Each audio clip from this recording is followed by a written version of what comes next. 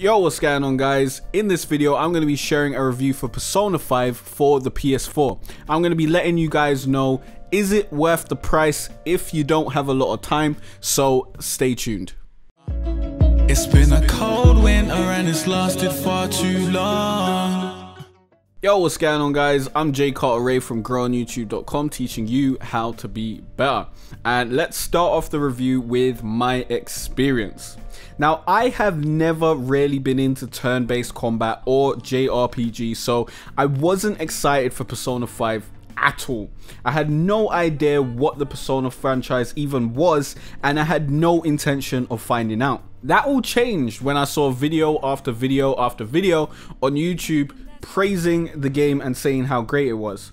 I saw people that I followed on Twitter praising the game, and I wanted to see what I was missing out on. I requested a copy of the game to review in May. Big thanks to Matt from Deep Silver for hooking me up, but I had no idea what I was getting myself into. I had heard that the game was large and it took over 80 hours to complete, but I thought that was just the estimated amount of time it will take slowpokes and people bad at games to beat it.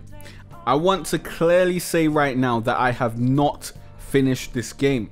I usually like to finish a game before I review it, but with my current schedule I only get to play Persona 5 for a few hours at the weekend, and at this pace my review would be released mid next year. So I'm going to tell you guys what I think of the game so far and letting you know if it's worth the price even if you don't have the time. Gameplay.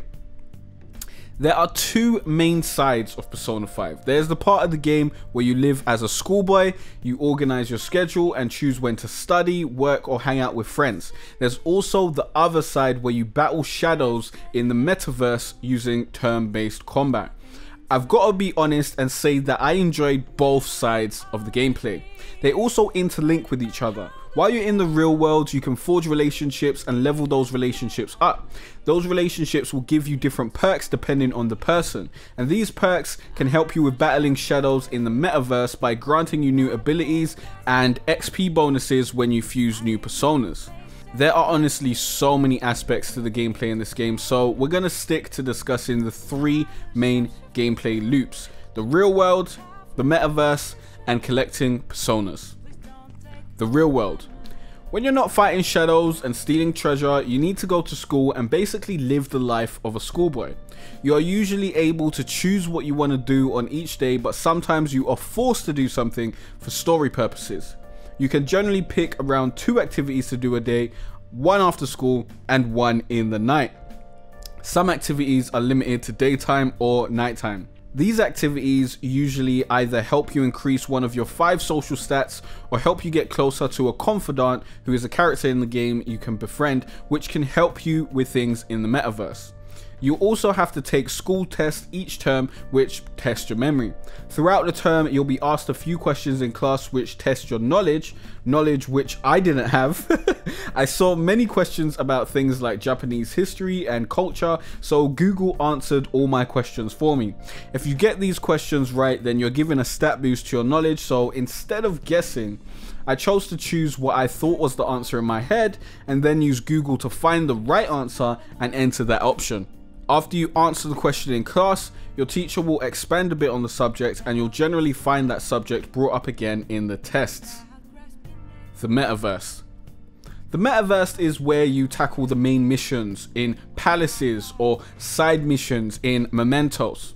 Palaces are curated, themed, multi-stage dungeons, while Mementos is a randomly generated dungeon with multiple floors. In palaces, you are tasked with getting deep into the palace and stealing the treasure of the owner of that palace.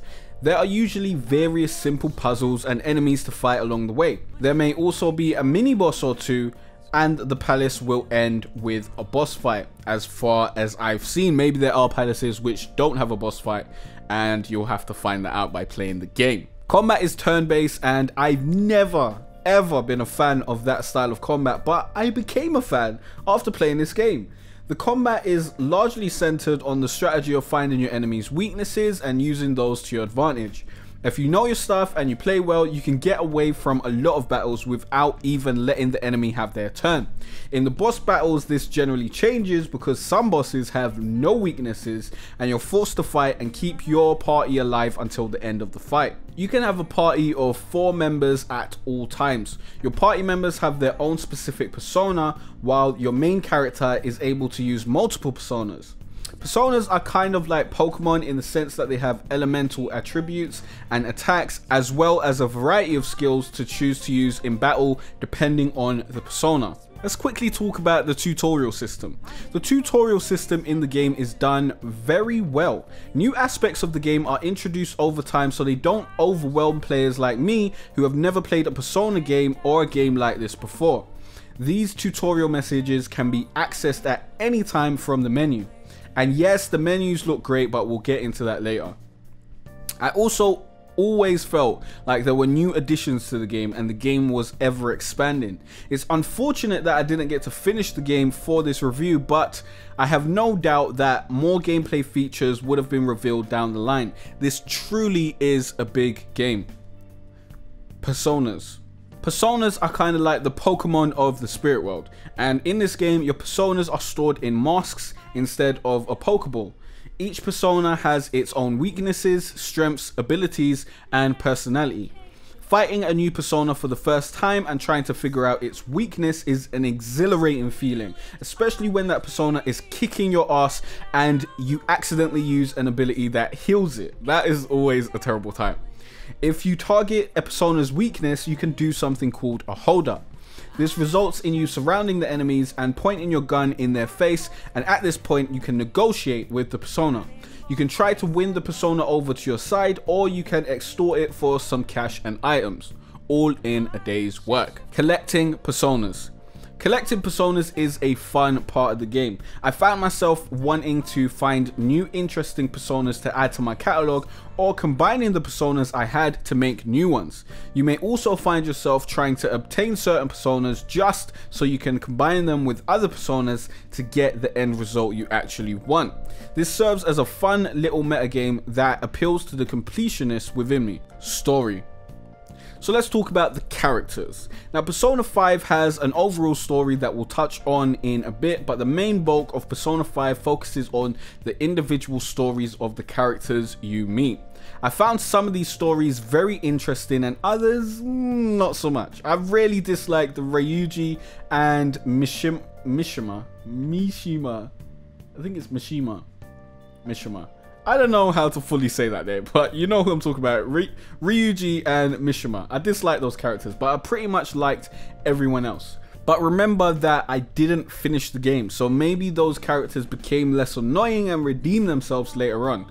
Although if you're an annoying character 60+ hours in, then I don't really have much hope that you're going to turn it around. I think Makoto was probably my favorite character, and Yusuke was also a pretty cool dude. I did like Akechi as well, but as far as I know, well, let me not do any spoilers, but he was a cool dude. He was a cool dude as well. I did like his character. Overall story. The overall story is something that I do not want to spoil. The basic summary is that you were sent away for being a bad kid, and there's also some strange happenings going on in the city. People are having mental shutdowns, which results in people suddenly losing their minds and committing suicide. Catch-up chapters. After every palace is completed, you're able to read a recap of the story up to that point.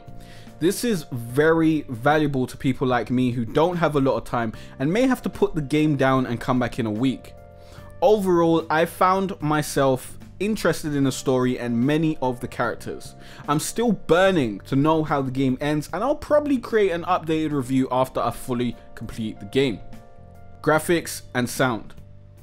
The graphics are okay. There's certainly nothing special, but they don't really have to be. In the in-game cutscenes, the lip syncing and character models leave a lot to be desired, but everything works well in combat. The animated scenes are great too. I just wish there was more. There is a little voice acting, usually when you are doing something important to the story, otherwise you'll usually have to read the dialogue yourself.